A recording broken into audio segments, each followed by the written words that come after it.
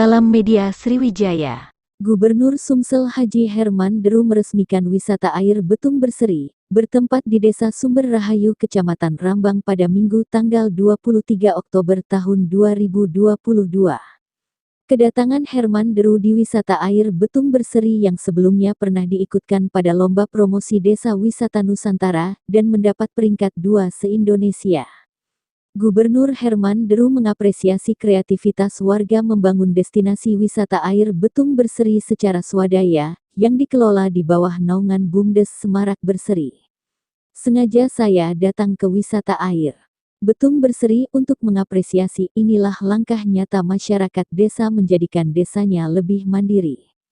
Pembiayaan segala kegiatan milik desanya, apalagi sekarang ranking kedua bagi Lomba Desa Wisata Nusantara, ucap Herman Deru. Herman Deru mengajak seluruh masyarakat Sumsel untuk memberikan like di medsos agar tempat wisata air tersebut menjadi pemenang, sehingga akan lebih banyak lagi yang datang.